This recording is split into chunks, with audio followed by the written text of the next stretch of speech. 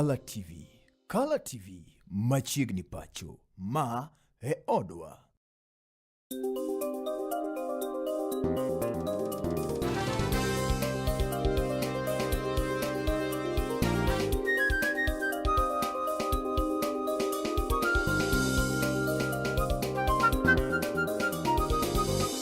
Ineno Color TV. Color TV machiegni pacho. Ma e odwa. Oyaure nya kora mga jwango kinyiri maket kod maendi wa mosini oyaure tariken kanyo ariyo adek dwe mar adek iga mar gana ariyo kod prario koda auchiel. Oro kihni machiegni nya kod mga jwango yudo weche gi Manyien mabende wachako okinyi nieri maket kod maendi kawan kod geno ruoth Nyasaye oriti kendo iru maber okinyi nieri maket kod maendi. Iluonga ni Justice Doyo kanyakla koda kachiel koda ka an Brenda Agenyo. Brenda, chak no weche manyien ang'o motimore kawuono? Yes, wachako kanyo gi wach masira mar ndege manyocha timore mane gwenge gweko kata kaunti no Manarok. Kama bende jaod bura ma Emarua Dikira mano migosi Joana Ngeno mancho wito ngimane kokalo kuom masira makoch mar ndege. Koro to igeno ni dhikan ringrene mano chieng' tich abich mabiro ni. Ma en wach mabende no yangi koda ka familia mare odiochieng' no manyoro mabende koro to yango ni gisechako timo ikruok duto manyalore mar neno ni chenro makamano biodhi makare. Bende odiochieng' no manyoro Laktar William Ruto mabende ni jatend piny owacho ma pacho kaeri ne olimo familia no mano e kar dak Makarena buore Nairobi mar ne kuyo kodgi kaba bende ke Ruto koro to singo mabiro chung' motegno koda ka familia no kaluwore koda ka lit magin go.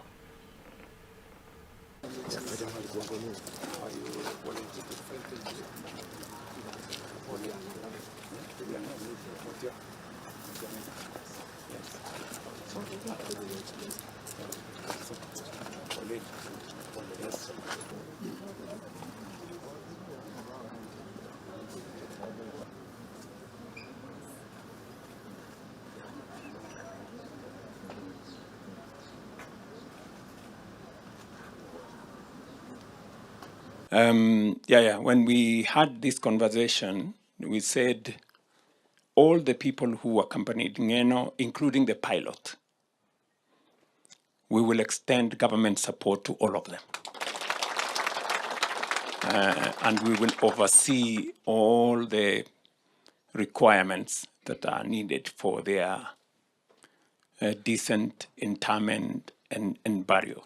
So we will carry through that spirit. And we will, hopefully, I think the committee will provide leadership on the mass that we will have, the joint mass between Ngeno and his staff.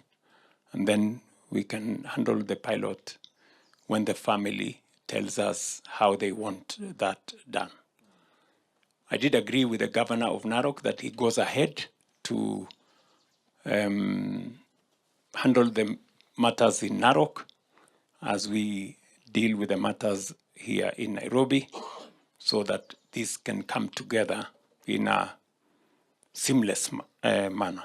So again, Melly and your team, you have our goodwill to coordinate the whole of this exercise for our brother Ngeno and all the other people concerned. And the good gentleman from OP will act as the liaison to make this process move as it should. Kumachielo nyakoro mgojwang bende report koro yango ni Uganda jo Kenya moktini Alpha Beach gin mago bende osewito ngimagi kitudo kod masiche go eko magwanga paya nyato igagana riyo kod prariyo kod ang'wen. Report maket kod mani obedi kod sani koro yangi Uganda jo Kenya koro ikwayo ni mondo miket maine biro neno ni girito ngimagi anyati kendo go eko magitie apaya kane oloso ikine mane bende ne obagi romo moyiedhi mar nono ni okenge magi minyalo goyo mabiro neno ni othir masirni maket kod maendi ogai mar doe pacho kaendi mano mikae Justice Martha Koome koro to godhoge piny kowacho ni okenge owinjore oketi makare mabiro neno ni arita mag jo Kenya ojiw maliche mokalo anyati kinde go eko mabende gitiyo kod apaye pacho kaendi mokumo Uganda jo Kenya bende osebedo ka wito ngimagi e piny e pacho kaendi oting'o mago magin jowuoth ka bende Uganda go eko matiyo kod apiko otelo masichni maket kod mago. Jatend piny Kenya Laktar William Ruto okwayo migawo ma ochung'ne wechego mag wuodhe koda ka apeyni mondo mi oketi wang' dede e bombe duto e pacho kae. Ruto ne olero ni okang'ni dhi neno ni jogo madhi ataro mar chike matayo apeyni ogo fwai. Ruto ne loso koda ka jokanyo NCAJ seche mane ochwal lipot ewi kwan mag jogo mosewito ngimagi e masich apaya. Why haven't we rolled out the cameras on our roads? You know, it is just as simple as that. We have a new guy at NTSA. I hope he's here. Yes, we have this new guy at NTSA. It is my position, Waziri, that within the shortest time possible, let us roll out the cameras. We've been discussing this forever. You know, when can we have the cameras on the roads, Davis? Because of the investors' program, let's give it a maximum of 1 month. 1 month. Thank you. It has to be 1 month.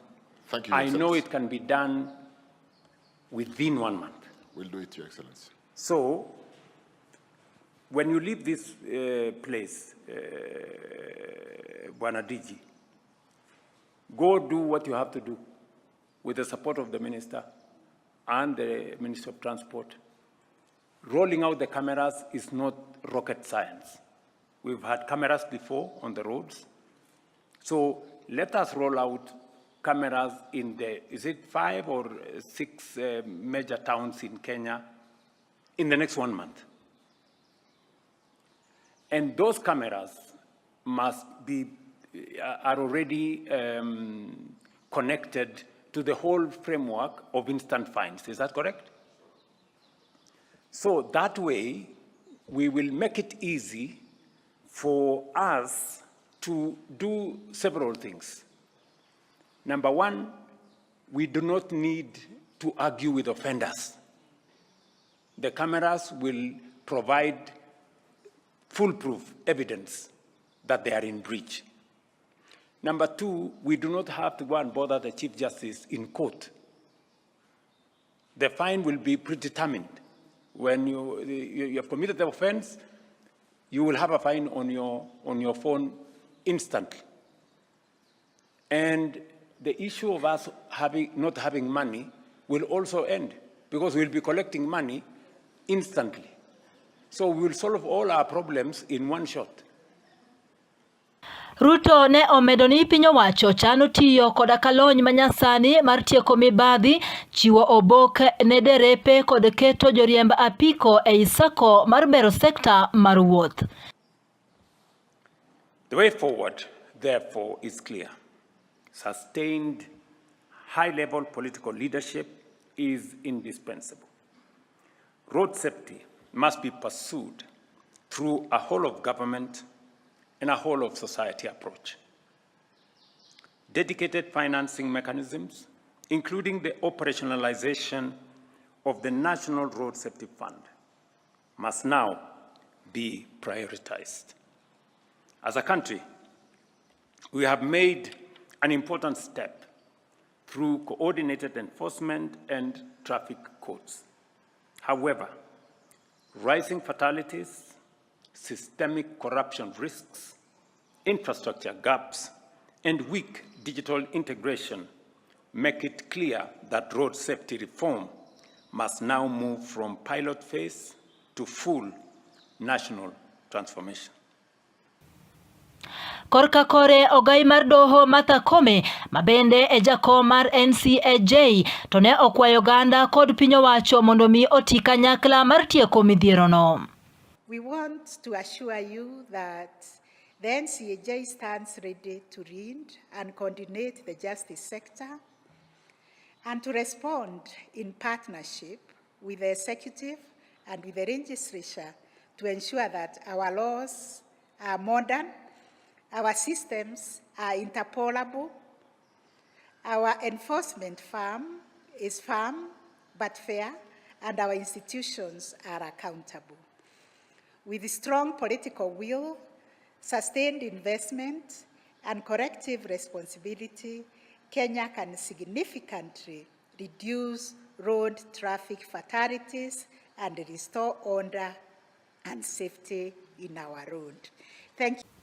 Kajatend migao mar arita Kipchumba Murkomen to ne olero ni luwo chike mag apaya e yo kende mabende koro tibiro tiek godo midhiero mar kawo mibadhi e apeyni ma pacho ka. We acknowledge truly what the Chief Justice said about integrity being a matter of great concern when it comes to enforcement. And the people of Kenya have been on our case, particularly the National Police Service, about collection of bribe by enforcement officers on the roads. We have no defense because it is the truth. It's not one of those things that you can stand here and defend because the people of Kenya see it all the time in our roads. And in our discussion, the answer is digitization and digital enforcement. You have already guided us to have cameras under the C4 project in 6 cities in the country. Nairobi will be ably covered, and a number of the cities, including Mombasa. Again, having cameras all over the place will make sure that these officers are held into account. In addition, having instant finding system that does not require human intervention will make sure that the instances of corruption come down. Lastly, this report captures the most important part, which is the citizen or the driver or the person who's using the road or motorist. Your Excellency, civic campaign will really need to be done. It's inevitable that our behavior on the roads is contributing immensely, including drinking and driving, people driving anyhow, a very bad border culture that seems to have become now the norm. Border now are being used not just to cause road traffic accidents, but to carry out criminal gangs activities around our cities. The regulations in this sector needs a major campaign for people of Kenya to accept that it is important to follow the law, but also we need to engage in very thorough enforcement. Nekala TV and Bende jatend migao mar omenda e pacho kae Migosi John Mbadi koro to medo singo no oganda jo Kenya ne piny owacho oseketo kenge mowinjore mar neno ni gibero uchumi ma pacho kae kendo oganda ma pacho ka odago ngima makare. Jatelo ne loso kamano e nyim komiti mar od bura mar Senate ma ochung' ne budget, kama bende koro to yango ni piny owacho tiyo matek mar neno ni giduono nyaka kwan mag omenda kata gopego ma bende piny Kenya koro to ni godo. Seche nogo bende Migosi John Mbadi oyango ni ei komenda manyien kata budget manyien mano mar igani mar 2026 kod 2027 gidhi neno ni gimedo counties ma pacho kae kwan mar omenda mano ni chenro mag dongruok ochopo ne counties duto ma pacho kae e yono mowinjore. Protect priority expenditures and maintain public debt at sustainable levels over the medium term, while enhancing the government's capacity to respond effectively to emerging shocks. Number 6, Mr. Chairman, you again asked me to give the basis for the proposed vertical sharing of revenue for financial year 26-27. Mr. Chairman, in the financial year 26-27, we have proposed a total allocation of county governments of 495.7 billion. This is made up of 420 billion to county governments as equitable share of revenue share, which translates to 21.9% of the most recent audited and approved revenue, and 75.7 billion as an additional allocation, both conditional and unconditional. And of this, 18 billion will be financed from the national government share of revenue, and 57.4 will be financed from proceeds of loans and grants from development partners. So details of the allocations are captured in the bill as follows. Division of Revenue Bill 2026. The proposed allocation of 420 as county government equitable share, revenue share in 2026-27 is informed by the following circumstances. Number 1, ordinary revenue shortfall. Against targets over the years as well as expenditure pressures. Specifically, ordinary revenues have underperformed by 111 billion as at end of December 2025. estimates of ordinary.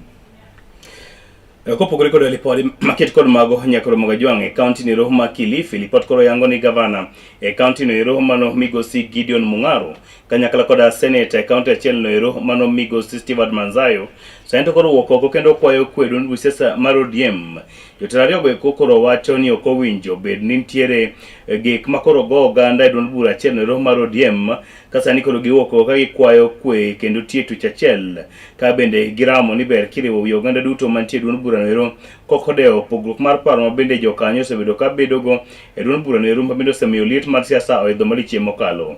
Giwacho ni ka giriwore kendo gitie tuch achiel eka ginyalo bedo motegno kendo giriw lwedo UDA kendo gilos piny owacho e ganero makiny mano bende biro miyo giyudo kombe gweko modhuro. Kama e kaka ne weche chalo e county ma Kilifi. Tamaa na njaa inazafanya mtu afanye ile ambayo haistahili. Tunasema hivi. Wale Kaloleni delegates ni 22. Pale Malindi pia si wengi. Ukisema hii timu yangu ya Kaloleni, mkiwa hiyo timu nzima, nitawatafutia kazi mfanye moja, angalau kila mtu apate kipato. Mimi nilikuwa chama cha UDA. Yes. Sawa. Lakini nilikaa na nikafikiria sana. Nikatafakari sana. Na chama cha ODM ni chama cha upendo, chama cha umoja, chama ambacho kina ukarimu. Na mimi naamini nimekaribishwa, manake najisikia niko nyumbani sana. Na naamini mnanikaribisha, si ndio? Karibu sana. Kwa sababu niko na upendo wa... Kilifi County imetambulika tangu zamani kuwa ni county ya ODM. Na hata marehemu Raila, yeye hapa Kilifi ilikuwa ni bedroom yake. Na tumesikia kutoka kwa mheshimiwa Ken Chonga, amesema kwamba 2027 siasa itakuwa ngumu sana. Na sababu ya ile heshima tunayotaka kumpatia Mheshimiwa the late Raila Amolo Odinga, Mheshimiwa Gavana, tunataka tuzoe viti vyote ndani ya hapa Kilifi County. Fahamu kama wanachama wa ODM Kenya nzima, hata si hapa Kilifi peke yake. A stronger ODM means a stronger presence in government. Ndio maana lazima tu strengthen structures zetu za chama kuanzia mashinani. Tuhakikishe kwamba members wetu wamepata kutambulika na wamepata ufahamu. Najua baba alifariki. Na baada ya baba kufariki kumekuwa na mivutano mingi sana. Wale ambao labda mioyo yao inavutwa upande mwingine, wale ambao mioyo yao imebaki katika desturi za chama. Na mimi nataka niwaambie kama watu wa Kilifi, sisi Mheshimiwa Raila Odinga alituacha katika broad based government, hiyo ambayo sasa sisi tuko. Si mimi niwaambia si kazi siku ilalia. Hii kazi mimi siku ilalia. Raila Odinga broad based, baba alituchukua akatuambia sasa hawa tutafanya nao kazi. Huo ni wajibu. Lakini sio ule wajibu kwamba tutafanya nao kazi. Sisi tuna jukumu la kushirikiana. Kuna wenzetu kidogo wamesikia hawaridhiki pale wako, lakini bado ni wanachama wao DM, si ndio? Nao tumesema sisi tulikaa pwani nzima viongozi waliochaguliwa. Na PS alikuwa hapo, Waziri Joe alikuwa hapo. Tukasema sisi kama chama pia tutakuwa na jukumu la kuita hawa ndugu zetu kuambia sisi tutaelekea hivi pamoja. Wakikataa si watabidi waje Kilifi watafute wafuasi. Sasa ikataka kufuatana na hizo wakija Kilifi si wafuasi wetu wasema hapana, nyinyi hamtaki kusikizana na wenzenu, kwa hivyo kwendeni. Sisi bado tuko kwa serikali ya broad based. Leo hii tukitangaza tuko broad based, hata huyu mtampata bamba asubuhi mapema. Amerudi nyumbani, si ndio? Sisi kwa hii serikali tuko na mawaziri wangapi? 5. Tuko na ma-PS 13, mmoja akiwa Fikirini. Ile ambacho nakubaliana na nyinyi Kanisa no mar AIC koro to wuok oko kendo kwayo oganda jo Kenya mondo miyo yori ore kanyakla kigiwe pogi gi siasa go eko maricho mag akwede mag dhoudi. Kanisa no eko bende koro togolo kwayo makende ne piny owacho kaachiel koda ka jotelo go manie kweth makwedo piny owacho mondo mi oyowere koda ka nek ma oyaye ma osebedo ka dhi nyime e pacho ka. Jafwambo marwa Justus Adoyo miyo waler mar wachno.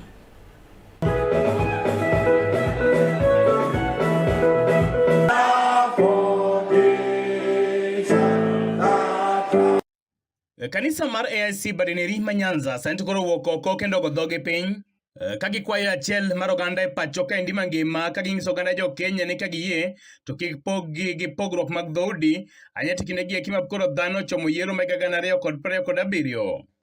Kane otwak kod Kala TV e liare mar kanisa noero mar AIC Badinero mar Urudi Nyakach, Bishop Dr. Philipos Senya makoro ne oyango weche maket kod magi. And today we were having a Thanksgiving day for AIC Nyanza area, but I'm more than happy because of what I've seen has happened. God has indeed done to us what we were not expecting. But we thank God that we have our friends like Mwesimiwa, Dr. Oboke, who has come to support us. I'm so grateful. I'm praying that God will give him what he is desiring to be. Jadolo Senya koro wacho ni kwe kendo achiel mar ogande mabiro neno ni moko kuom dongruoge ochope ne ogande gwenge duto te mabede giwuoke. At first, we want the county to be peaceful. That is what we want. Secondly, we are praying that God give us the person who feared him, like our current president. In fact, we really love the man. We are praying that God will continue using different kind of people to have a vision so that they can take this county to the next level. As our president has been saying, that he wants this country to be to be the first world country, just like other countries. There is nothing that is impossible. Kabende koro yango ni oken thuolo neno maber ma oganda jo Kenya owinjore chwere remo e pacho kaendi kokwedo josiasa moko mabende osebedo katiyo kod ojende e yo mok ni kare. Not the time for us to lose any blood. And we are appealing to our politicians. Let them not make use of young people. If they want to make use, let them take their children first there to be killed. But we don't want to see the shedding of blood, many young people losing their life. That is not our prayer. Our prayer is for the country to be peaceful so that we do our campaign. Dhok achiel maket kod maendi bende osir malich mokalo kod achiel kuom jochung' ma bende laro kom gavana e Kisumu County mana migosi Rogers Okeya. We need to have peace. We need to have harmony. We need to work together as a community. You know, to whom much is given, much is always expected. We have been given a lot in this government, in this broad-based government, and much is expected of us. So if we have a house that Baba built for us, Baba built a big house, a big enough house that can accommodate the people of Kisumu, people of Mombasa, people of Turkana, from Tana River. All these people are invited into the house. But if we continue fighting in this house that Baba left for us, you know, how can we be trusted with the keys? How? Rogers Okeya bende nodhi nyime kod kwedo malich mokalo mokuom josiasa pacho kaendi ma bende wacho ni tie arietha kod ojende pacho kaendi mangima. Jokanyanam, and the president and anybody who is going to fight for the presidency requires voters. The president requires a voter who is walking to the polling station. The president does not require a voter who is crippled because someone has broken his leg or he has a bullet wound on his legs. He needs a voter who is walking to the polling station. And what we need to know is that if we continue fighting, if we continue drumming support for the fights, you know, we build resentment amongst the other community and amongst the other age group. And you know, resentment votes. So let's just call for peace. Let's work together in this house that Baba left for us. Kabende korka kore jaod bura ma Nyakach migosi Joshua Domo Wuor mabende noyuore nyasi maket kod maendi to notiyo kod thuolo maket kod maendi e ywago jaod bura margi mabende nowito ngimane ende kalapapla mabende nolwar piny mano migosi Joanna Ng'eno. Inchi rallies have not known anybody who has been killed in the Linda. We are seeing people killed in the Linda Mwananchi rallies. And you know, those are not rallies which are organized. Those are roadside shows. Most of what is happening when we hold a rally like the Linda Ground rally in Migori today is a well-organized rally with a list of leaders who attend them to speak. It is not the roadside things where you interfere with people's businesses. So Nekala TV kuwok AIC Chachurudi nyaka sub-county ya Kisumu County and Justice Adoyo. Brenda Jensi muwuoyo motegno morwako kotino. Iluongo ni mano wuodo njiko. Iluongo ni Migosi Rogers Oke. Rogers Oke. Wuodo njiko tura. Ahero nyando. Jokano ramo ni kimbe. Gina ng'wech. Ng'wech mar laro kom mar Gobana. Okay. Kisumu County. Kisumu County. Ineno ka en jenzi? Aneno ka en jenzi. And sani be wacho ni jenzi se midware telo. Oh. Dong piny osedok. Kaka usewinjru. Sani wasewinjore oko ka eri ni en mana jenzi e telo. Koro idwani Odwano ka telo jenzi dwa chalo. Okay, odhi mana nyime. Odhi mana nyime. Awinjo kopakre ni okay akeas. Ajiwe. Adhi nyiwe moshimiwa. Ineno kako pod otich. Okay.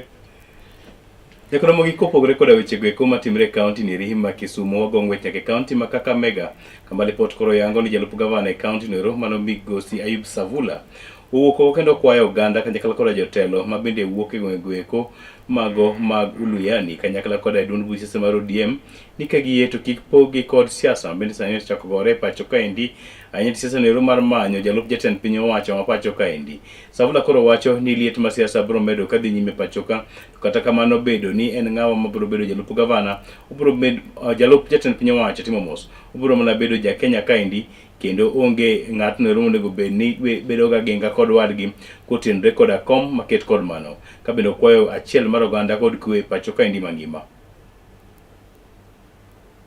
Lakini mimi vile napima siasa ya Kenya, vile napima siasa ya Kenya, hakuna mtu atatoa William Ruto 20.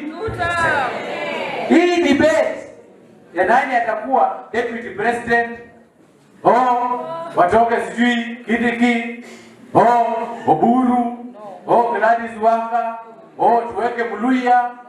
Sisi jamii ya Western to focus. Let us remain focused.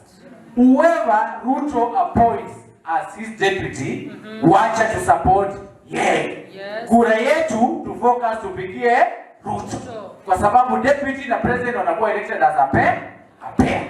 Then we negotiate with William Samoei Ruto. To negotiate na yeye. 2032, please William Ruto support Muluya awe rais. Ama mnaona namna gani? Hiyo sababu iko sawa? Lakini tukiingia hivi ya deputy, mara Oburu wanataka, mara Gladys Wanga, mara Kindiki, wanajichanganya hapa, tuache ball. To focus on the ball. Na sisi nataka Musalia ama Wetangula awe rais 2032. Huyo hakuna mtu atatoa huyu Ruto. Mimi nawaambia ukweli. Hata kama uko hapa upinzani na tuko kanisa, bana befwe coordinator hapo. Hiyo kula hapo natupa tu ni mazoea. Hakuna manao.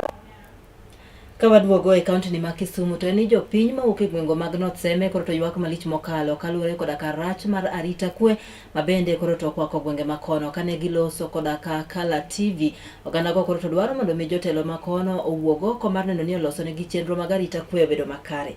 Ler mar wachno imiyo wa koda ka jafwambo marwa Justice Adoyo. Arita kwe rach ochopo kama Seme jindo gi dhok e udi. Sani wan gi kes mar dhok manokwal gi lori. Gweno to sani joma obiro ka owe askari koka ma dokero kido gwen. Anguro okiket kat gik mane kwal kata chon. Kuoni malo jaduong e North Seme ka. Kwayo maduong en ni ka sirkal oseloswa yore to gikelnwa arita kwe kata police post machiegni. Wan ka gimoro yudi to kokiringo e Siaya County to nyaka chop nyaka Arambe Chiefs Camp kucho mabe ka koth ochiro kinyal chopo then Oboro. Wakwayo weche mag arita kwe rach. Sani kuo ng'eny ikwalo dhok. Nyocho kwal kata dhok ka jiranda dhok 4 osekwal diriyo. An gi luoro kata ga nindo gotieno kanindi. To ka obedo nwa kanyo to wang'e ni odhi kelonwa police post machiegni manyalo patrol kata gotieno karito gi mwandowa. Kwe megweng' rach kabisa. Nyithindo kwelo, moko kwelo nikech koso, moko kwelo nikech timbegi. Makata sechegi ok wanyal bedo kod jamni motwe laro, wagombo police post machiegni manyalo konyowa nikech inyalo kwali kata mana kaka koro wawuok wabiro kani. Inyalo dok miyud ka gwendi omaki. Koro mago duto e shida ma wan go kama wantie. Tend arita kwe ber mondo okelnwa polis machiegni manyalo ketonwa geng'onwa gik mang'eny machalo kamago. Gi sirikal mondo ong'e nyithindwa madonjo kuo gimoko to chande momiyo gidonjo. Weche mag arita kwe ok ber ahinya. Nitie gimoro maniluongo ni nyumba kumi. Nyumba kumi cha nokele mar mondo mi onyalo bedo kokonyo weche mag security. But so far pok obedo very active. Inwang' ka nyumba kumi nobiro abira to gi chien kacha manochakre notimo maber kabisa. But gi sani inwang' ka issue mar nyumba kumi nodhi mo relax. Koro inwang' ka nitie kijende moko ma samoro inwang' ka gibiro gi paro kalore gi gik moko mineno mimadho ma samoro loko paro. Inwang' ka samoro timbe matimre e kor gweng' ok bed maber ahinya. Koro security marwa osebedo maber ahinya nikech mokwongo kata area wa kae center ka walak police post. Yeah, police post is not there. Koro wan wanana kanyo ni kwad walawe to walawe bar, walawe rata, walawe kuonde mamoko. Brother Joseme owacho ni kata gweno ok bed e laro. Ni kata nguro gik mana kwal beti. Gik mana kwal ang'o? Chonga mane kola nguro onge. Oro tinga na. Jino nguro na nguro dwanya. Kecho. To tinde. Kirja dong yakai. Anyway, ki wuotho around ka ibro neno ka nitiere bucha mang'eny sani mag anguro. Okay. Koro nyiso ni anguro sani nigi chiro, kendo achiel kuom chiemo go masinde ji chamo kabisa. So, mano nyalo miyo kwale. Giwacho ni arita kwe onego jiwe inye North Seme kono, to giwacho ni Bing ni gin e border. Yeah. Kod oganda mawuok Siaya County, kanyakla kod oganda mawuok Uluyani, kata Bando. Gibedo at risk. Then ne giwacho ni kunyo mula. Yes. Mabendi kunye gwenge kono. Ng'eni kunyo mula kelo jomopogore opogore e gwenge mamoko, jomoko ringo nikech samoro ne gisetimo gik maricho e gwenge. Gitimo timbe tora. Timbe mamomo kwedo. Yes. Koro gidok pondo Seme. Koro kwayo gol ni ka piny owacho yie to manye kaka police station inyalo gere North Seme. Yes. Ahinya gweng' moro ni Katieno. Joseme ywak to nyikalo lenga. Mano ni kare. Mano ni kare. Iwacho ni kucha medhi loke dak.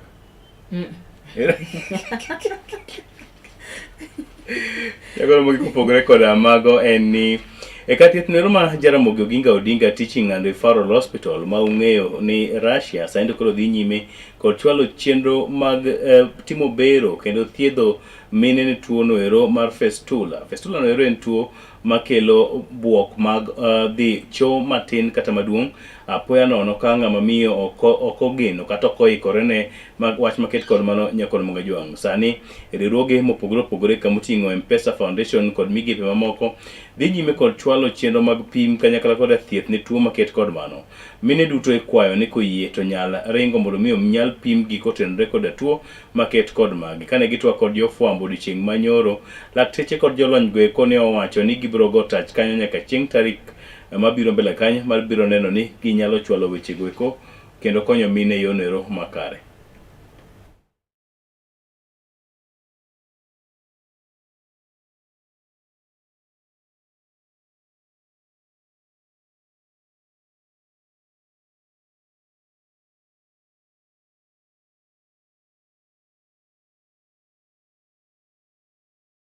We are here to support Kisumu County, repair the mothers with the fistula. We are targeting between 60 and 70. We are able to handle. If we get that, within 5 days we'll be here, we shall handle. So far we have screened over 60 clients and we have admitted over 15 as now.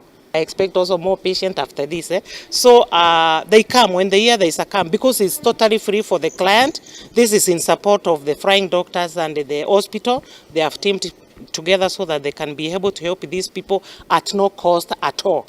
And you find in most of the cases, when these women develop the fistula, they are stigmatized, they are neglected by the community, but we are here to restore their dignity back. They are mothers who have these conditions and they are hiding out there in the community. Prevention is to encourage the mother or the pregnant women to do their antenatal care as early as they know they are pregnant and also to be delivered. So basically, fistula is real and it is so much. Brenda, Yes. Ne chalo nade? Waendo kanyo ka chenro no dhi nyime makare. En nyaka sani wacho ni kwan mag mine mano osewuok oko mondo omi oyud thieth makamano gin mana mine 15 kende. Kata kamano Kisumu County koso Nyanza. Mawuok Nyanza mage mane giwacho ni gidwaro mine mawuok all over. Kama moro manyalo bedo ni wuok eka in gi tuo no mar fistula. Kata kichich. Kata kichich ni in kode tinyalo chopo kanyo mondo mi opimi kendo timni kanyo thieth. Giwacho ni gigeto kanyo ji maromo 70 gi wiye. The report no yango ni nyoro nywan kod twak kama dundo jolony mawuok Russia. Njoka giwacho ni mine wichwuok nega poe gono. Kabisa. Ang'o ma diwach ne mine wetin? Anyalo wacho ni kik ibed ni inyori nikech ma ok en tuo manyalo wacho ni en tuo minyalo vumilia. Ma gima yudi makati dhi mana kanisa. Gini nyalo tami dhi kuonde mathoth. Kata jodolo. Kata jodolo onyalo poka gima kama omaki. Omiyo kik ibed kiling. Sama uga oko mondo mi iyud konyruok. Ma gima nyalo bedo corrected. Uga oko mondo mi iyud konyruok. Nyakromo giwuok oko mondo ichomri kod weche mag thieth ter. Kaponi iwinjo ka in kod chich ni samoro tuo mar fistula, in kod oko maduong' ma pusre apusa, oko matin ma bende pusre apusa, ka wich kuot bol piny. Yes. Wuogi idhi e od thieth machiegni kodi, gibiro miyi referral mondo mi chop Russia. Gikanyo pe mochopo go yudo weche gik manyien okinyiri ma kawuono. Kata kamano kapok watieko, ayudo kanyo report kata ote machuok mabende ochopo kaendi. Amake gi Kisumu Karateng, iluonga ni Maurice Okelo. Erokamano ahinya Maurice Okelo wacho ni nitie Kablak. Ing'e Kablak? E border mano gwenge mag Lela kanyo, Maseno. Senior producer marwa Elizabeth Anditi nyar madam bro nyisi ni Lela kanyo. Lela kanyo en gi gunde. Ing'e gund ng'ato? Gunde. Lineage. En gi gunde. Mano Lela but Maseno ka. Gwenge oga Obina. Ing'e oga? Kabisa. Oga dita. Anditi bro koni ni ner gimoro ndiye. Ner gimoro ya gwenge mako. Lela kanyo. Wacho ni kikalo tichopo Maseno. Lor mana Lela kanyo. Kikikal. John wacho nang'o? Aneno ka John Otunge wacho kanyo ni an kodu. Kenda winjo e jono makare mano jono tungi ku kanye gwenge ko mag Seme mano Seme Kadila Seme Kadila wacho kanyo ni bende owinjo wa oluwo kaka wakili kendo oluwo amor kaka wache aluwo kaka ukele kani Seme Kadila aluwo kaka ukele wakele mayom achiel kachiel ma pitch kabisa mayom maler nitie gimoro nasomo kamoro ni no I didn't know what that thing means and ni ngato oloso kibanda moro to ndiko ni they have smoothies. So and it is shocked me she didn't know I know what smoothie is. What's a smoothie by the way? Smoothie meaning? Now you tell me. No, you know funnily enough. Now fanya ngima ge pateso ni smoothie is just a juice. Kuri nyalo dhi kanyo tiwacho na dwaro smoothie. Koro kiwuotho gi baby girl. Baby, can I go have some smoothie? Nyako ma wang'eyo mkanditi kamacha. Ya madam. Udhigo tuti uyudo smoothie. Ok wacho ni marite. Yes. Ama ng'eno kiwacho ni marate. Actually mara yom kabisa. Mana kang'ie dichielo. Kanwoyo taketho. Yakoro mogi we wakao yweyo machok wadugo gi nonro mar Oboke. Iluonga ni Justice Adoyo. Kaachiel koda kan Brenda Genyo. Mimi ndio Justice. Mimi ndio Brenda.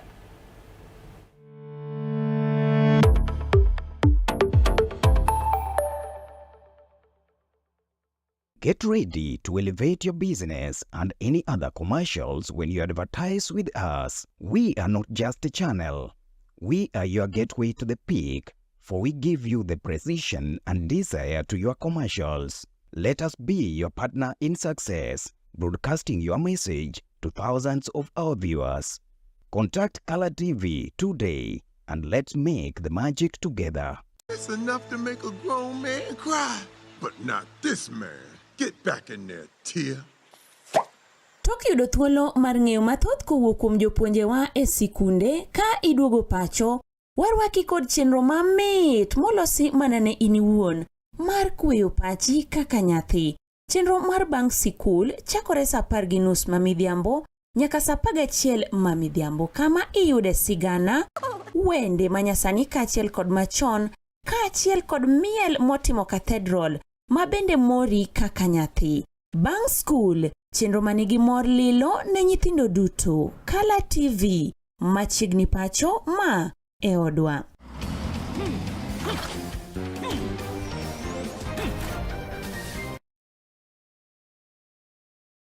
Get ready to elevate your business and any other commercials when you advertise with us. We are not just a channel. We are your gateway to the peak, for we give you the precision and desire to your commercials. Let us be your partner in success, broadcasting your message to thousands of our viewers. Contact Color TV today and let's make the magic together. It's enough to make a grown man cry, but not this man. Get back in there, Tia. Tok yudo thuolo mar ng'eyo mathoth kowuok kuom jopuonjewa e sikunde ka iduogo pacho, warwaki kod chenro mamit molosi mana ne in iwuon mar kweyo pachi kaka nyathi. Chenro mar bang' sikul chakore saa 10:30 mamidhiambo nyaka saa 11 mamidhiambo, kama iyude sigana, wende manyasani kaachiel kod machon, kaachiel kod miel motimo cathedral ma bende mori kaka nyathi. Bang' skul, chenro manigi mor lilo ne nyithindo duto. Kala TV, machiegni pacho ma e odwa.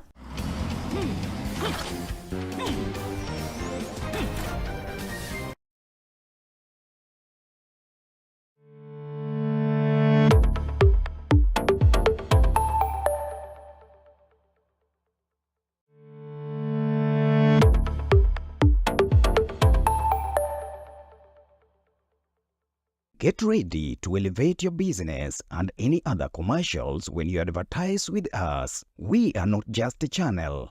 We are your gateway to the peak, for we give you the precision and desire to your commercials. Let us be your partner in success, broadcasting your message to thousands of our viewers. Contact Color TV today and let's make the magic together. It's enough to make a grown man cry, but not this man. Get back in there, Tia.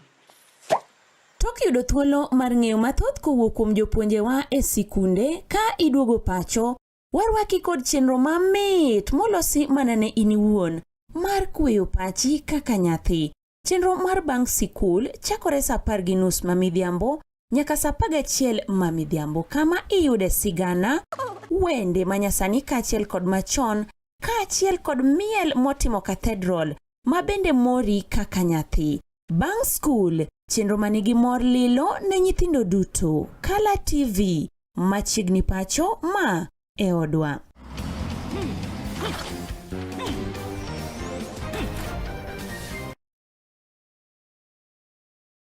Get ready to elevate your business and any other commercials when you advertise with us. We are not just a channel. We are your gateway to the peak, for we give you the precision and desire to your commercials. Let us be your partner in success, broadcasting your message to thousands of our viewers. Contact Color TV today and let's make the magic together. It's enough to make a grown man cry, but not this man. Get back in there, Tia.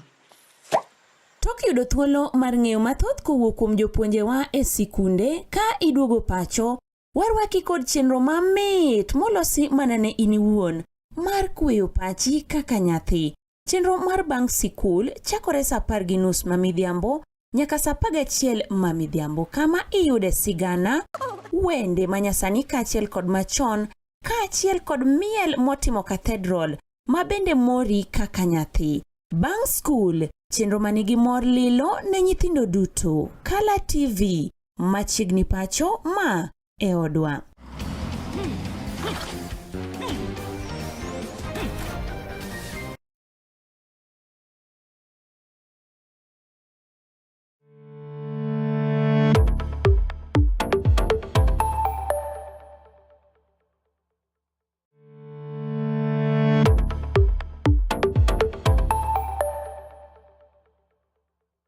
Get ready to elevate your business and any other commercials when you advertise with us. We are not just a channel.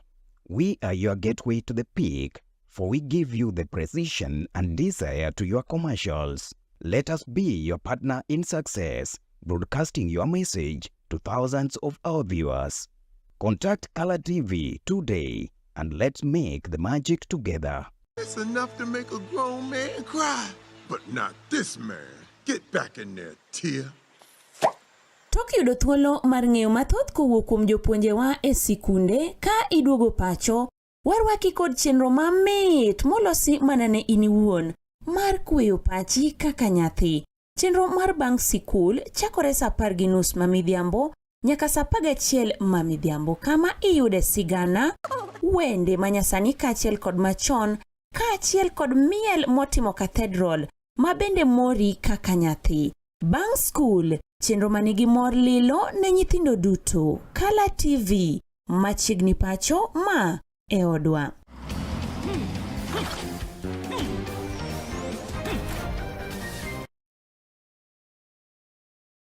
Get ready to elevate your business and any other commercials when you advertise with us. We are not just a channel.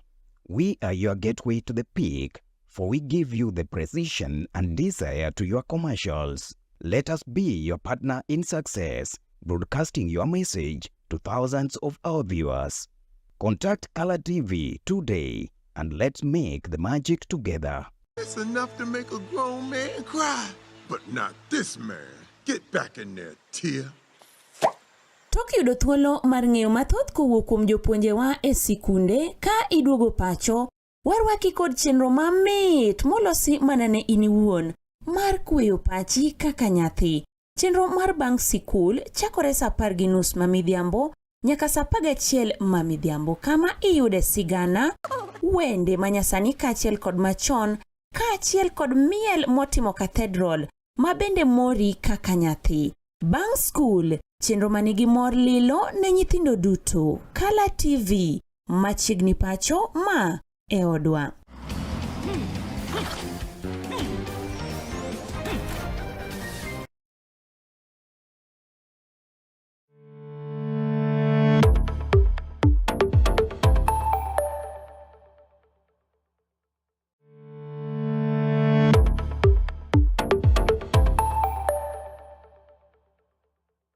Get ready to elevate your business and any other commercials when you advertise with us. We are not just a channel.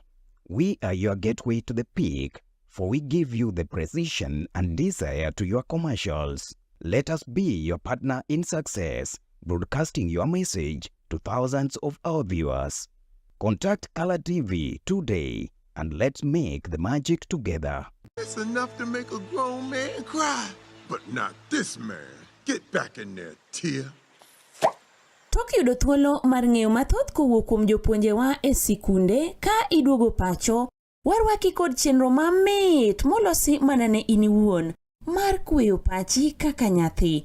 Chenro mar bang' sikul chakore saa 10:30 mamidhiambo nyaka saa 11 mamidhiambo, kama iyude sigana, wende manyasani kaachiel kod machon, kaachiel kod miel motimo cathedral ma bende mori kaka nyathi.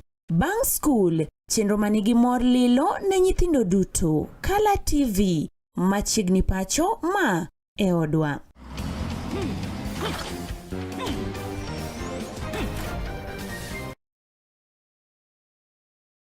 Get ready to elevate your business and any other commercials when you advertise with us. We are not just a channel.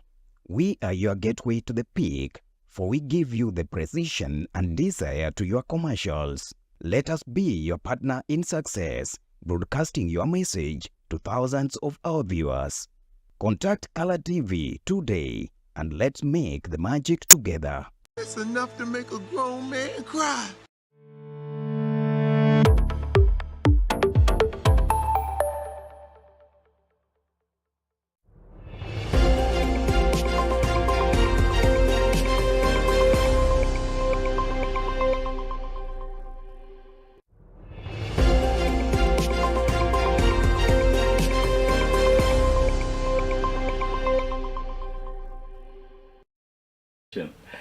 Oyaure nya korom gajwang tielo nieri machielo kanyo mabende wadhi yudo nonro mar oboke nya korom gajwang walidho ni alidha mondo mi winji moko kuom weche go mabende olieki oboke maket kod mago kiwinjo ka nitie gima omako chunyi tinyalo timo ang'o?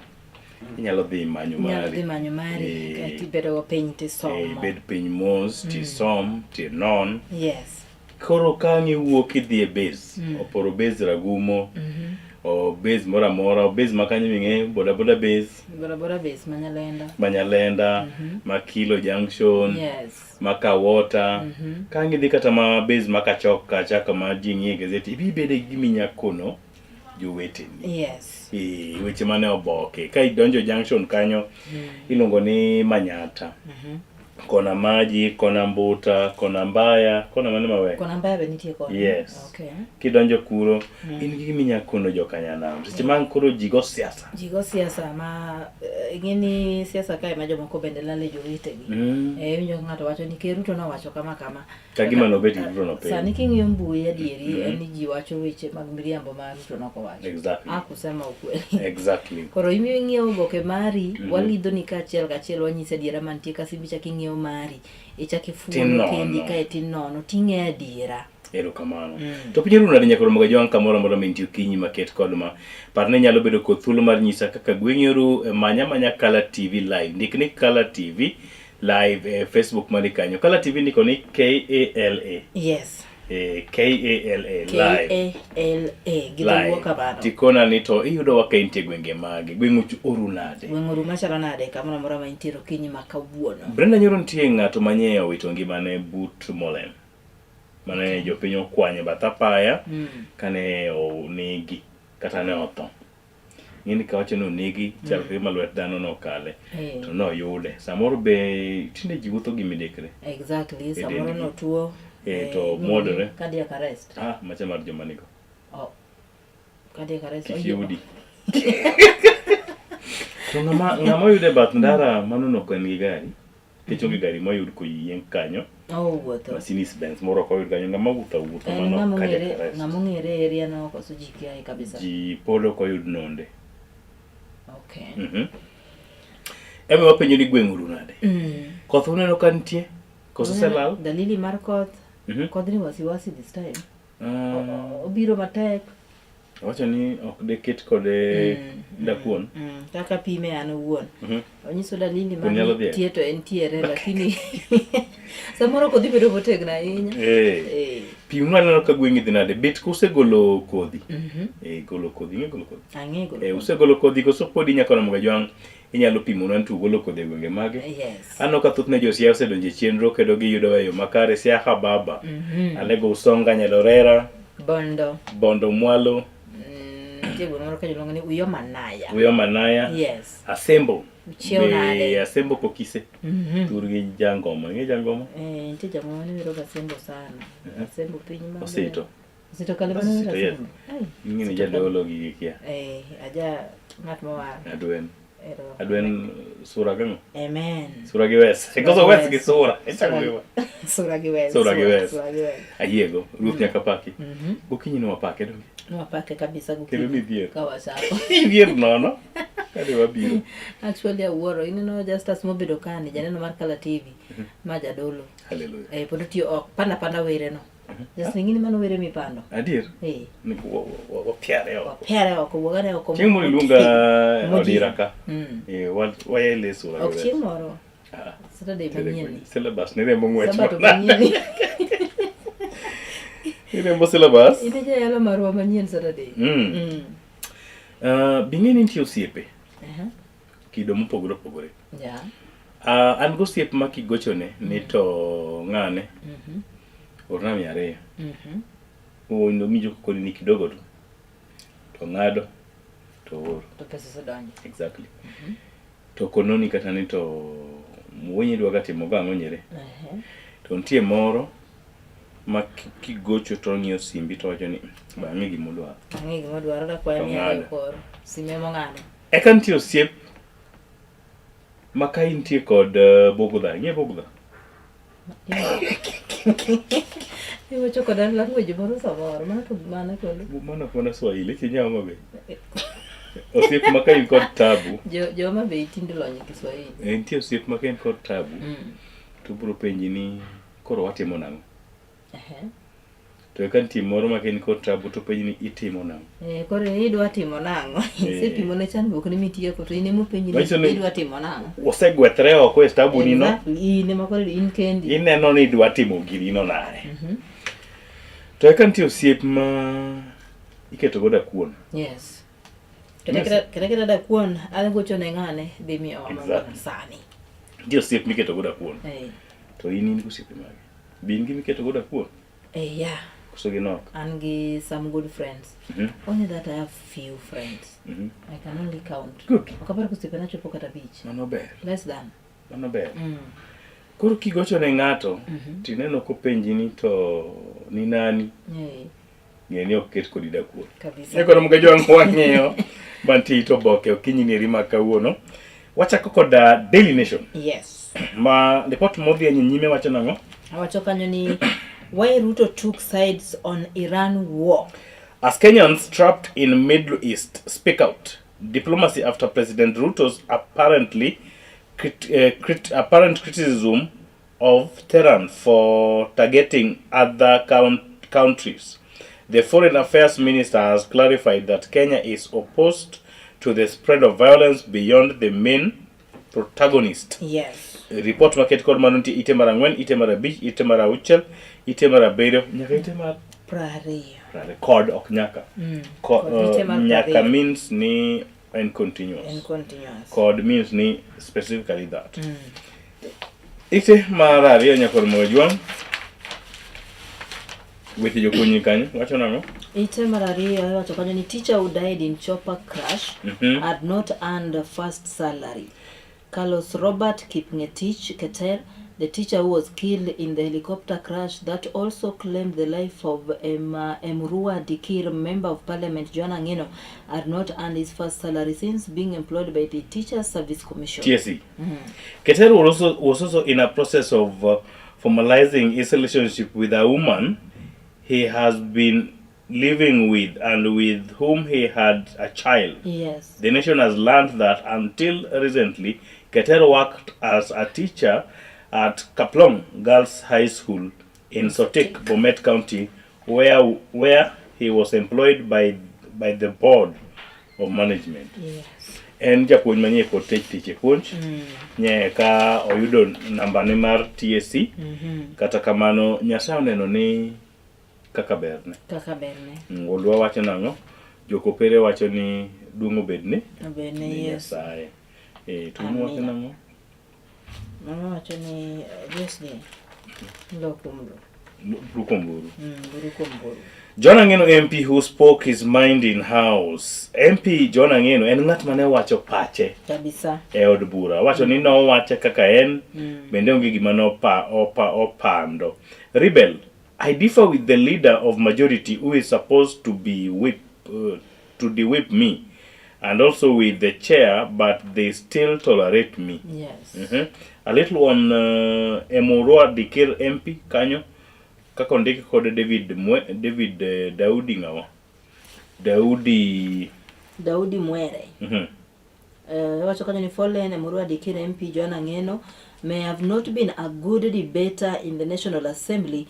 You may have not sponsored any bill, at least in the life of the current 13th Parliament, as per the House records, but its defense of multi-party democracy, the oversight and representation roles that he executed fearlessly cannot be taken away from him. Wacho ni katobedo ni samoro migosi Joanna Ngeno ne okokao thuolo mare mar sponsor motion mora e od bura mamalo, kata kamano kaka no owuok oko kendo chung' motegno kod kwedo weche go eko mathiro demokrasia ma pacho kaendi ne ni malo was loud enough which ok nya wil go nyakon moga jwang.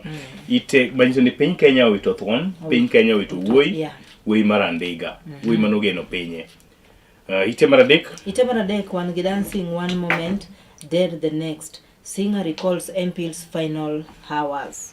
Minutes before his life was tragically cut short, Emurua Dikir MP Joanna Ngeno was laughing, dancing, and inspiring musicians in Endebess, Trans Nzoia County. Chakima ne gintie kamoro mabe nitime nyasi moro kendo noriwre kod jower mopogore opogore kod jonyasi joma noyuore nyasi kane gitimo nyasi gi. Kata kamano lipot no yango ni dakika machuok kane pok owito ngimane, ne en ng'at ero mane mor, mane jambola. Just as I saw the video, he was very happy. Wewe kotegno kabisa kendo nomor. Lipot maket kod mawach kod jathum Hilary Juma Chemos during kinde mane timo kod interview bang' wito migosi Johana Ngeno. Helicopter wreck to undergo analysis abroad.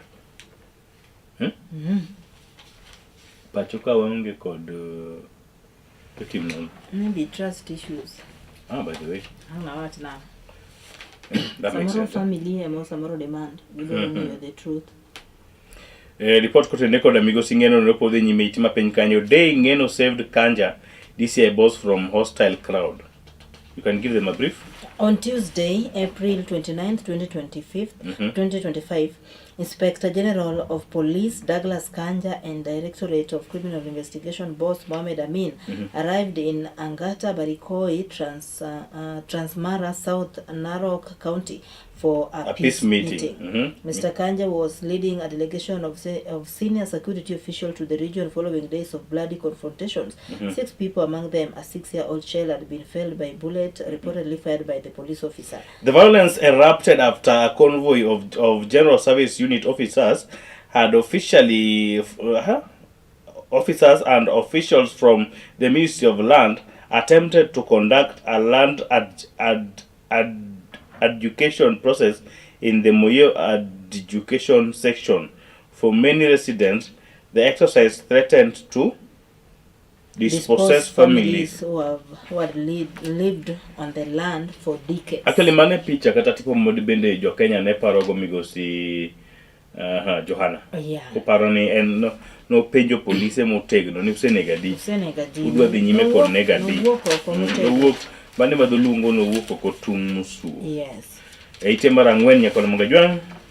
Kenya clarifies a stance on US-Israel versus Iran conflict following Ruto's statement. Kenya has clarified its position on the escalating conflict involving Iran, the United States and Israel, insisting it is not taking sides but opposing the spread of violence beyond the main belligerents. Nairobi expressed concern over missile strike on countries hosting American military facilities, warning that the regionalization of the conflict poses a grave threat to international peace and security. Report market kod manondiki kod Foreign Affairs PS Korir Singoei. Nyakuna Mongajwang Kenya koro golo duonde kotende kod weche mabende jatend piny owacho mapacho ka en migosi William Ruto wacho ni nyoposo kado sebedo kapilo kotende kod lweny madhi nyime. Make statement nyoro. Be nyo wacho makore. E wall mare. Ne media brief. Wacho nyake anene Facebook, mbui mare mar Facebook ndike. Jo Kenya neno ni onego ng'i gima wacho. Jo Kenya ne feel ni nitie kaka no osiro konchiel. According to statement ma ndiko. To give nen chal ka gima nitie ng'at ma okodwa wuoyo kuome chomre kotir. Exactly. Okodwa chomre tir. Manyiso ni jatend piny owacho oneno mudho motimo gicheo. Oneno mudho. Anyway, ero iwacho kanyo ni the current ang'o jatelo mochung' ne arita. Wacho kanyo ni ok gikaw sides. Okay, giwacho ni Kenya ne pare ni gin gigolo mana pachgi. Report market kod mano lak nyaka ite mar 6. Iran-Kenya relations intact, diplomatic say. Tudruok mantie e kind piny Iran kanyakla kod Kenya iwacho ni pod ongiro ne malishe mokalo kendo ni makare. Some report market kod mano ite mar 6. Iran ambassador to Kenya Ali Golampa addressing journalists at embassy in Nairobi. Nete report mane ogol kod ambassador ma Iran e pacho kaendi migosi Ali Golampa. Itamara biro nyaka Mongajwang JKA otimre nade? JKIA turns hangar for airlines amid flight suspensions. They have also been warned not to share images of attacked sites. Iwinje?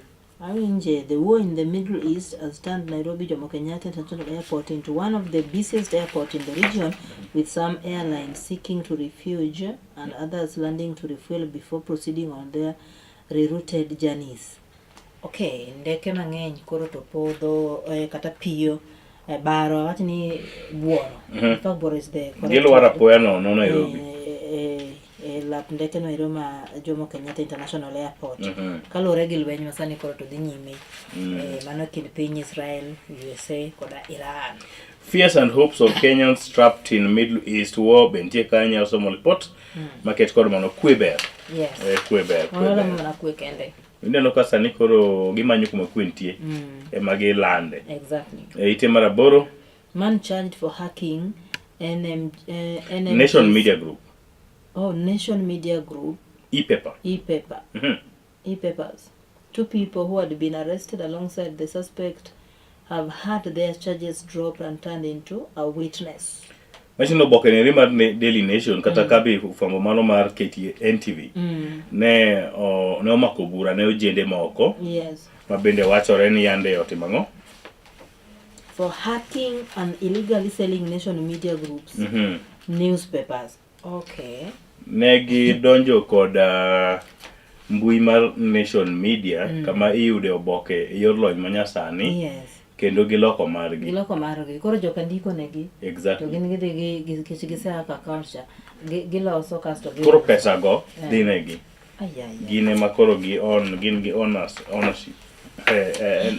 Ilungo na kambi no ilungo ni NMG kanyo, Nation Media Group kanyo. Yes. Report makamano sa meite maraboro. Piny kanyo aneno kanyo Anthony Mwanzika Kimeu at the Milimani Law Court in Nairobi yesterday, where he was charged with illegally accessing and selling Nation Media Group's e-paper. Yes. Kimeu, an IT student at Jomo Kenyatta University of Science and Technology. Ojende Gen Z chude. Bade wacho kanyo ni no more funds for IEBC. The National Treasury has ruled out more budgetary allocation to the Independent Electoral and Boundary Commission. We told Marimon Mengi report market code Manuite Marapar. It's a Marapar from Atur Brothers to Sudan's RFS immigration boss in passport saga. The government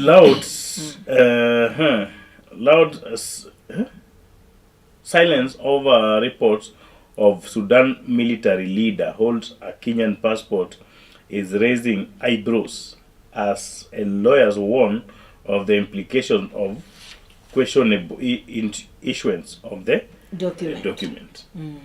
Mama chmoroma ni wachoga nyocha. Yes.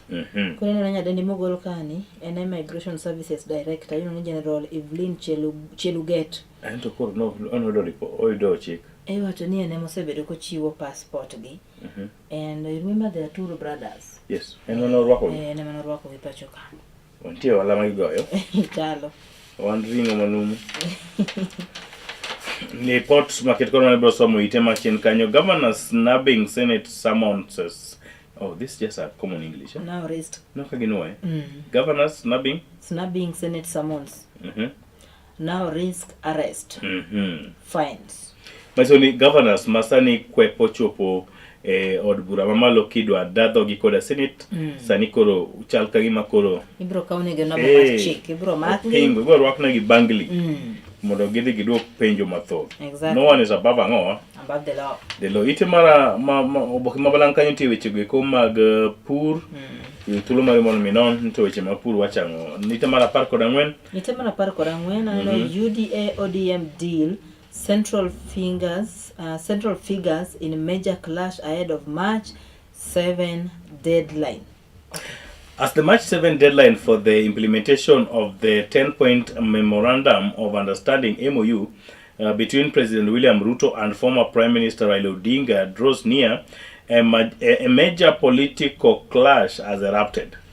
Yes. Pogruok e paro weche mag siasa sani koro neno kabisa. Kachal kagima dwaro mag 10-point agenda mag Migosi Odinga koro kuome omoko kanyo. Omoko erot. Kindiki to Gachagua. Mount Kenya is my ground. Keep off. Deputy President Kithure Kindiki has said the recent by-election wins in Beere North and Isiolo South are an indicator that the Mount Kenya region is pro-government zone. He told the opposition to prepare for a big contest in the 2027 general election. Correct. Mago weche go mag siasa bro somo ne kod mojon. Ite mara par kod abich nitie weche kanyo mag keny. Yes, sir. Koro opinions but jondiko. But jondiko kod pajo somo marriage certificate worth more than husband's will. Yawa. Pepe. Ka utono mari mondo bindon weche go kik waduga yenyo.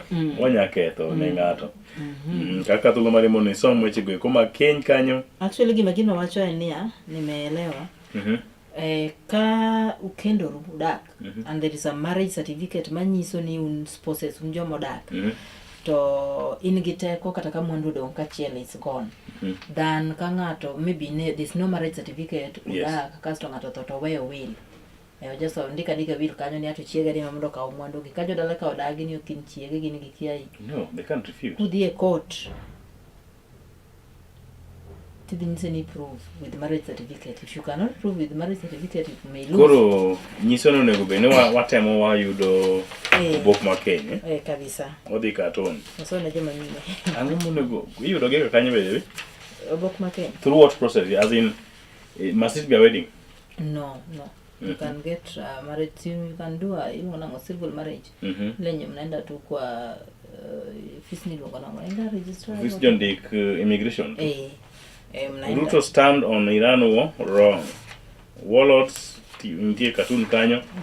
Nyaka othulo mari mondo mi non. Wale nyime onge ma licha inya mantie kanyo. Weche go mangima health kanyakla koda weche mpogore. Kile kanyo boke mabalang. Inyaka othulo mari mondo mi non weche go ite mara inagina weche go mangima. Aneno kanyo ka pur mar avocado. Avocado no ngima.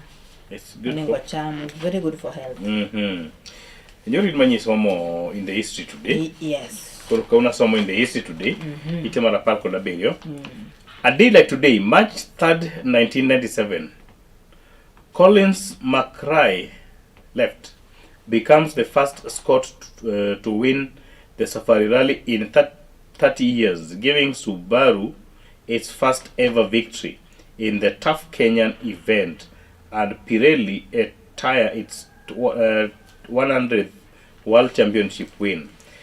Kenya's Ian Duncan once again demonstrated its growing status as a world-class driver, taking third place in his Toyota Celica Turbo, 11 minutes behind McRae and British compatriot Nicky Grist. Tono kamane ne gin weche mag tuke mag piem mag Safari Rally. Enti ngato kanyo ni Duncan somebody. Yeah. And mommy Ian Duncan. Ian Duncan is a very senior name. Yeah. Ite mara par gaboro nyakoro mo jwangi weche motenre kanyo kod counties wa mopogore. Ano kanyo governors, senators want roads agencies. Papepe wadhi ka oyweyo nkech yes. Wacho nango? Kanyo ni senator and governors have closed rank in calling for the disbandment of 2 roads agencies and the billions under their control handed over to counties. Mombasa gimno timbe kanyo mafani. Man's demand for 300,000 from WhatsApp group dismissed. What do you understand? Some ngato donjone group mar WhatsApp ma obede dismissed. Dwaro mondo mi ochule 300,000. So what's big in our WhatsApp group? I don't understand. What is in our WhatsApp group? Zamoro se sole mang'eny. Can one sue a WhatsApp group is a member of for failing to contribute towards very expensive?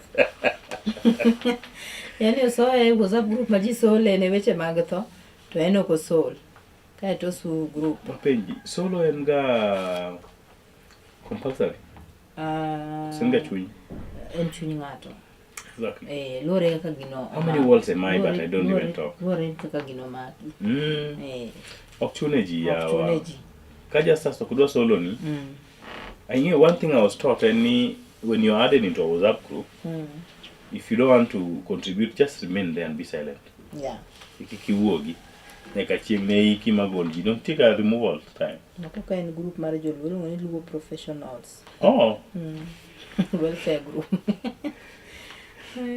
Nicholas Ogola sued the Luo Professionals Welfare Group, accusing its officials of failing to mobilize members to support him. Oh, en mano kose ire. En mano kose ire. En to kose iro. Maybe mondo mi osu the group nyiso ni eto sebedo Members for supporting him during his. Kota winjo ka support Nicholas Ogola an kodi kanyo jogo nyaka. In his claim, Mr. Ogola told the court that he was unjustly left out out of financial report when he lost his stepmother based on the number of members and expected individual. Yeah, was that group give out? You register for sure. Itemara par kod ochiko. Mount Kenya experts step up plans for Ruto's re-election. Mani bosomo kanyo gini weche geko mag siasa. Stop turning youth into goons, clergy say. Yes. Actually, it's related to story manu watimo. Mar Kisumu cha. Koro kwayo kanisa se godhoge piny. Niki kukao jende. Ulok gi joma jende ki. Pinje maoko Iran otimo nang'o? Iran conflict widens as Israel strike Hezbollah. Itemar prario. Wono pod dhi manyime. Ibisomli donge wangiso gini nyaka itemar prario. Kaka ne osel simbolo gombele kanyo.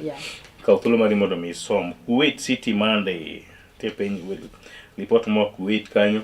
Itemar prario kod achiel gin lendo mopogore jamo moro kanyo chal ni koro kodwae kamotie. Itendi. We wish to notify the public that Jumbo Steel Mills wishes to establish the whereabouts of Mr. Alan, the driver at the company, who was last seen while driving a vehicle with goods which belonged to the company. Samoro bendo kolale yo maber, lakini wale imone kuma intiere. Drivers gimonjoga. No, maybe according to kaka body ni, body language mar speech ni chal ni unintentional.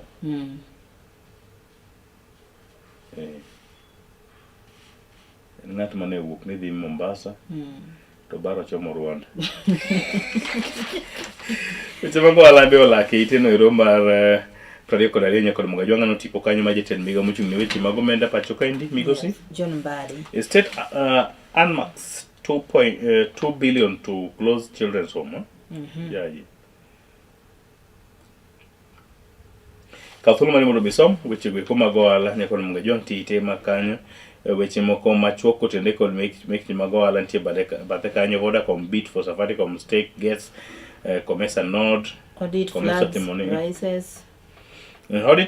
Audit flags prices in KPLC project backed by France. Buyout. APA set for to acquire 2 insurers in Tanzania. Itemar prayo kod ariyo gin lendo mopogore machuok oket kanyo. Prayo kod ang'wen gin kaka omenda ringo e pacho kaendi kata boma ma Nairobi. Yes. Prayo kod adek Agaja Meli kod kwano. Itemar prayo kod auchiel wana kanyo gi lendo mopogore matindo elni mopogore matindo. Prayo kod abiriyo gino elni goeko kanyakla kod yama magoro lalgo chakre kanyo. Itemar prayo kod abiriyo bathe kanyo. Aneno kanyo Leonardo Olonana Esho kachielo kod Caroline Akariza Mwenda. Jogi chalo joma odak e pinje moko. Ng'eni ng'ama odak e pinje moko kendo kata suche. Oh, suche opogore. Yes. Your sura has to be different. Just as. Jogo suche gi moko. Their sura is smoothie.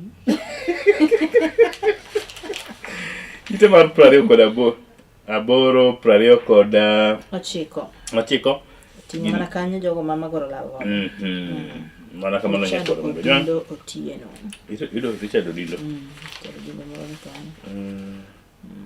Gerego. Jaduong' Odindo. Political fundraiser. Podi. Awendo. Ranen. Mano thurgi. Very counting. Mano thurgi Space Master. Yes. Mano thurgi Space Master. Ite maogi kanya kod Mugajwanga gin weche gweko motenore kod tuke mopogore. Yes. Ibrahim Mwakasaba Center and Tusker is sandwiched between Guy Facho left and Timothy Ehwavi of Kariobangi Sharks yesterday. Kariobangi nyogo ng'ato. Nyoro. Kakamega Homeboys also beat touring APS Bomet in league match at Bohungu. Mago Weche manintie Bokeneri mano mar Daily Nation nyakon mojwang ikaw thuolo mari kendo inono kata somo weche maket kon mapio pio wangi standard. Yes. Wangi standard mapio pio koko kawo yweyo kech studio mara deko chaka go wangane no ka Ted jata weche go mag fwambo sechopo. Yes. Media Council of Kenya are in the house, and in a short while we are going to have a discussion with the in charge Nyanza Region Media Council of Kenya. Kawuono wale tuwak mane weche go mag fwambo. You know Ted? Ted is a gentleman, eh? Yes. Good. Quickly enough, iteni erimo kwongo mar standard. Adani knocking again. You know Adani? I know Adani. The friend of Kambino mar Adani. You know sipe, no? Kambino mawuok India. Itenero Maria nyakona mwajwan. Weche mar ariyo, Zimbabwe, Zambia now reject US health funding deal over data fears. Kotu ndekoda nonro ma samoro nyali yange nyakona mwajwan weche go mag data. Report yango ni weche go mag thieth samoro koro piny Zambia nyalo biro ng'iyo mana gi mabor. Kauthulu mari mondo misom weche go mag thieth piny kanyo Kenyans election most expensive in the world says Mbadi. Tinde koneno. Sani koneno. Iteno ero mara de Kenya kona mwajwang at least lost bid to stop doping ban. Court sends case to Tukono. Yeah. Watching nyaka pimi. High Court declined to hear 2 athletes petition against AIU doping ban. Which will come mag medro nyinyo mag teko mag del. Yes. Kinde magidhi yeng wech nyakon mwajwang. Ite mara ngwen wachadani. Adani plots come back months after losing first round in 258 billion airport deal. Mara Adani koro to duogo kendo. Tanka ne gise lose deal mana gitemo keto kanyo mane wacho ni uso airport. Okay. Kapulu mari mondo misom wote maket kod mano lak nyakite mara bich. Ite mara uchiel, black box data expected to shed light on deadly chopper crash.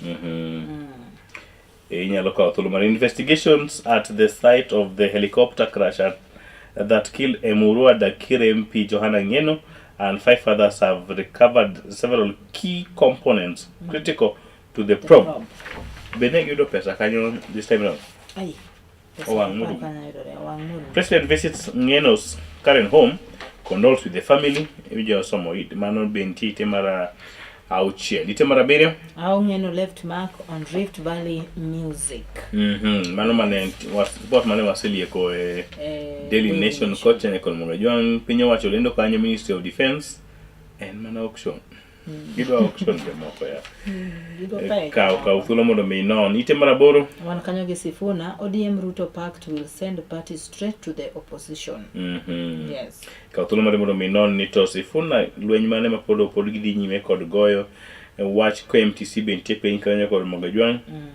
KMTC student accused of killing her baby to be arraigned on Thursday. A little on it? Yeah, a student at the Kenya Medical Training College, KMTC Makindu campus, accused of killing a newborn baby shortly after birth, will know her fate on Thursday when she is presented before the Makindu Law Courts in Mokinyi County. Makindu Police Commander Philip Okelo confirmed that the suspect is out on a free police bond due to her medical state, and she will be presented to the court after medics affirm recovery. Itimone nonro be. Nige nyathini ya. Nyathina koko nyuolo. Appeal court orders NSSF to repay KU teachers 5 million. 50 million. 50 million. What can you do with 50 million? So many things. 50 million is not a small money. Up to and including so many things. So many things. Can start big businesses with 50 million. Man charged for selling pirated newspaper. Yes. Jo Daily Nation cha. Okay. Ola kanya. Ono kaja standard ndikema give wisdom. Ite maro chiko ntie lendo mopogore. Ite mara panya kod mwajwang. Kanyoge Israel hits Hezbollah in Lebanon as Iran war spread region wide. lweny ma piny Iran kod USA kod Israel no pod dhi mana nyime. Trump skips low profile after ordering Iran strike. Yes. Mano lweny achiel no lipod nowuok Washington DC. Kaw thuolo mari mondo misom. Ite mar 11 wana weche achiel go mag Iran. Yes. Lweny madhi Middle East. Yes. Laka nyaka piny kanyo. Saudi Army raises readiness level after drone strike on refineries. Nyakora Mwajwang. MPs probe KNH over idle 453 million oxygen facility. Kenyatta National Hospital over idling 453 million oxygen facility. Kenyatta National Hospital is under pressure to explain why it suspends what? Where it spends 600 million annually on oxygen, while its 453 million oxygen plant remains idle. I told you yesterday that the gentleman I'm seeing his picture here should quit that position. Should kabisa. You see him? The National Assembly Health Committee chaired by Seme MP James Nikal addressed the press after touring Kenyatta National Hospital investigates tell cancer treatments. Hey, yeah. So mweche maket kod mago ite mar 12 tipontie kanyo mar jaod bura maseme Laktar James Wambura Nyikarano tipo kanyo mar jaod bura moro magweng'u bwana Matache Red ningi mane jaduong' maweri gumro kangolo manene en koken Mabei ten Migori. Okay. Anga maininge ona nyisi Oboke mabalang par kod adek ni kanyo oboke mabalang ochakre kanyo pajo somo kod pajo ndiko right to cartoon right to picket right to pocket counties kitty. You understand? Governor's pocket. Right to pocket. My governors. Don't give me in county's kitty. And who is this celebrating right to picket? Oh, celebrate. Oh, Majapin. Ojabe, one of the representative of Wanjiku and Akinyi. Yes. They are on the road, while governors are on the. While they are pushing for right to picket, the counties are pocketing. Kapisa. To their pocket. They are pocketing to their pocket. Question for the day. Should national examinations be printed locally? Yes. When they have been getting printed outside? Yeah. I was told that the other day. Yeah. And even printing an exam, Kenya can't do. I'm just wondering, exams, they cannot print locally. When is it that you're going to print your commander? I know when they are printing them outside countries, they are using a lot of money. Yeah, I think that's just another means of siphoning. Qualifies. Yes. Oboke Mambalang County Swante Kanyoli Nturi spills the beans. We raised 100 million to topple Mwangaza. Impeachment of former Meru Governor Kawira Mwangaza was financed by a section of leaders who wanted her out. Former Agriculture Cabinet Secretary Nithika Linturi has said. Was she impeached? Yeah. Mwangaza no, but she's back. She's literally out. Yeah. We've never had an election. Kawira Mwangaza. She will vie maybe 2027. Yeah, well. Stop hoodwinking Nyanza. UGM tells government. A brief on that? The United Green Movement UGM party has criticized leaders allied to the broad-based government for using state project to hoodwink South Nyanza residents into voting for President William Ruto re-election. Why South Nyanza? Why South Nyanza? Like seriously? And who is doing this to South Nyanza? This person is attacking someone in South Nyanza. He's attacking Badi. Because of the roads there. Meru. In Meru? In Meru County, police probe varsity student death. The police in Tarakaniti have launched investigation into the death of a student at Chuka University in Chuka, Igambangombe sub-county. Bid to stop teen pregnancies bente kanye gwe koma Muranga. Bungoma needy pupils given school uniforms. Yeah. Is it sustainable? Uniforms. Oboke mabalange mwakalo gonye kora mwajwan kikidier nono nito wakalo gakala itego eko mar 25 weche go eko mag ohala. Ni kanyo. JKIA unveils airport makeover plan amid funding Uncertainty. Some report market kod mano. Kaka omenda ringo e boma ma Nairobi kod bombe mamoko bentite mar 26 27 pinje maoko. Blast in Kabul as Kabul, Afghanistan. And Pakistan resume hostilities. Magoma na luwanje mapod dhi oko. United Kingdom toughens asylum rules to discourage migration. Tika koro gitiyo kod timbe gi kanyo ite mar 28. Is Ethiopia heading back to war with the TPLF and Eritrea integrate? That is the question. Yedo lendo market kod mago bentite mar 30 kanyo wantie kod agaja America kod kwano ite mar 30 kod achiel gin weche go mag lendo mago elni matindo tindo. Gidhi adhiya nyime nyaka kod mojo nyaka ite mar 30 kod 3 ite mar 30 kod 4 ite mar 30 kod 5. In loving memory. Lendo mopogore kontie nyime. Jo standard wacho ni gin gitimo mana memory achiel weche mang'eny mag tho. They don't like. Ang'o minyo ndugu na kama. Prodeko na vile jekoro mwejongi ni weche mag tuke. Why sport pesa raising speedster varies feels unstoppable. Yes. So only port market korma. Ite mar Prodeko da Boro champions crowned. But cry to save hockey gets louder. Kisumu youngsters malak man also almost the same. Kisumu youngster Malak Masese dribbled past his Marcus from Wazalendo master in the Kenyan Hockey League match at Mathare Depot on Sunday. Insert.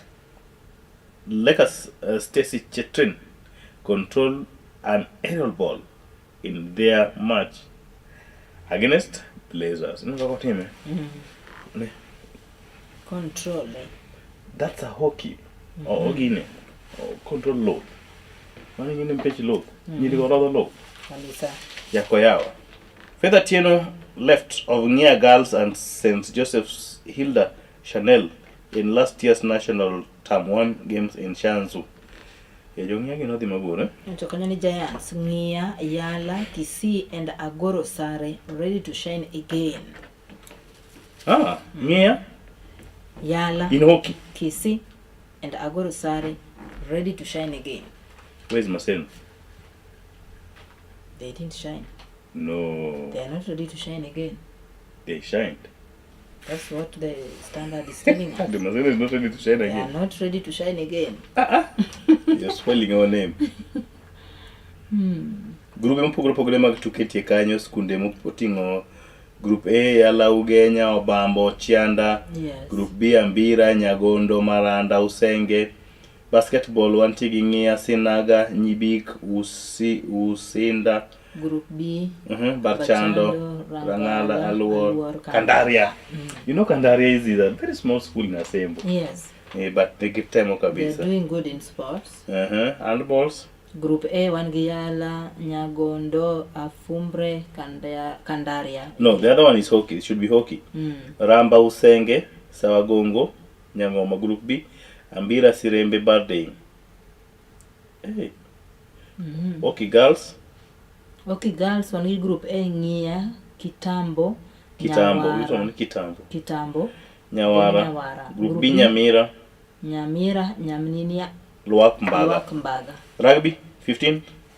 Group A Yala Chianda Maranda. Bading. Group B Ambira Sawagongo Ugenya Ndenga. Homa Bay County is skunde kusoma kwa where. Homa Bay County is Term 1 pools. Basketball boys. Group A Agoro Sare Oriwo Getsemane. I don't know about Getsemane. Group B Orero Homa Bay Sai. Group C Ringa Mbita Gendia. Group D SS Obera. Basketball girls. I'm looking for Kisumu. Gingenye kuna mgajwang. Kisumu, they've refused to shine this time. No. They are not shining. No. It can't be. You mean Kisumu are not here? We are not shining. We have refused Even at the to back shine. of the paper there is no Kisumu. We Yeah. have refused to shine. Kisumu. We have refused to Very shine. good, Oboke. Yeah. Nyakoro gikanye machopo e weche ge kama nonro mar Oboke Okinyi ni ma kawuono wadhi atielo Nonro mar adek wadhi bedo kod twak kanyo kod achiel kuom jodito duol Nonro makeno ratich jofwambo e pacho kae ni Media Council of Kenya mano migosi Teddy makang'iyo studio mar adek kocha to osebedo mongirore kendo rito mana ni to dhi bedo nade. In kod wach. Aonge wach.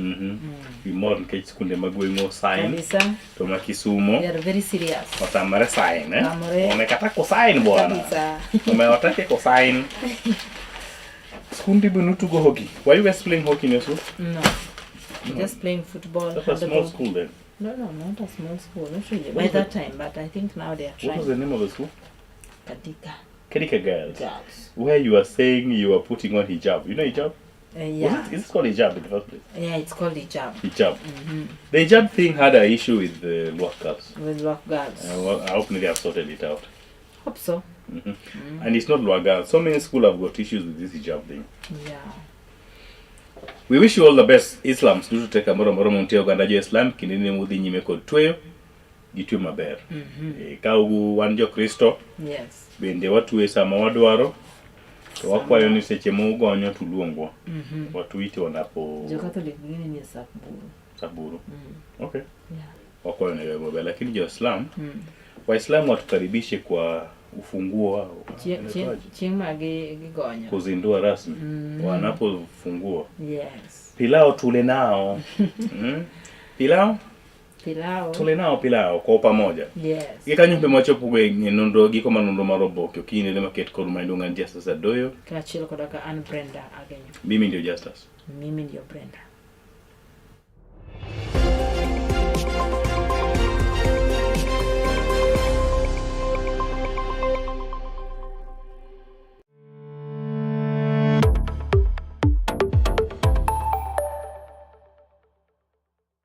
Get ready to elevate your business and any other commercials when you advertise with us. We are not just a channel. We are your gateway to the peak, for we give you the precision and desire to your commercials. Let us be your partner in success, broadcasting your message to thousands of our viewers. Contact Color TV today and let's make the magic together. It's enough to make a grown man cry, but not this man. Get back in there, Tia. Tok yudo thuolo mar ng'eyo mathoth kowuok kuom jopuonjewa e sikunde ka iduogo pacho, warwaki kod chenro mamit molosi mana ne in iwuon mar kweyo pachi kaka nyathi. Chenro mar bang' sikul chakore saa 10:30 mamidhiambo nyaka saa 11 mamidhiambo kama iyude sigana, wende manyasani kaachiel kod machon kaachiel kod miel motimo cathedral mabende mori kaka nyathi. Bang' skul, chenro manigi mor lilo ne nyithindo duto. Color TV, machiegni pacho ma e odwa.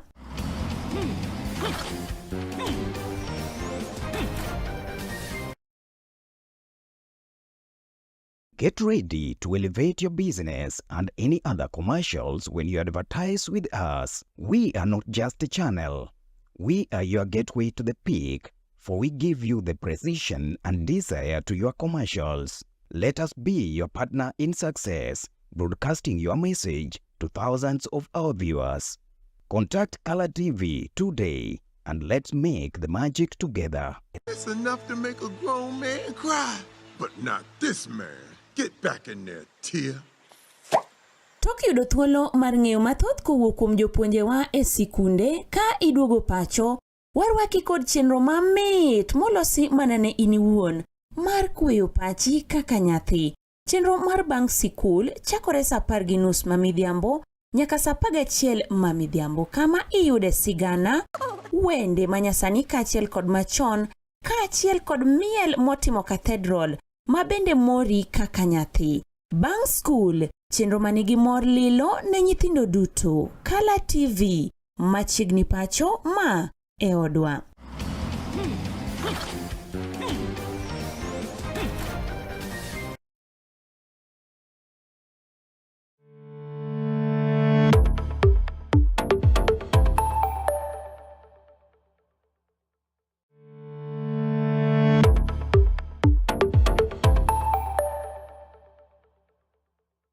Get ready to elevate your business and any other commercials when you advertise with us. We are not just a channel. We are your gateway to the peak, for we give you the precision and desire to your commercials. Let us be your partner in success, broadcasting your message to thousands of our viewers. Contact Color TV today and let's make the magic together. It's enough to make a grown man cry, but not this man. Get back in there, Tia. Tok yudo thuolo mar ng'eyo mathoth kowuok kuom jopuonjewa e sikunde ka iduogo pacho, warwaki kod chenro mamit molosi mana ne in iwuon mar kweyo pachi kaka nyathi. Chenro mar bang' sikul chakore sa 10:30 ma midhiambo nyaka sa 11 ma midhiambo, kama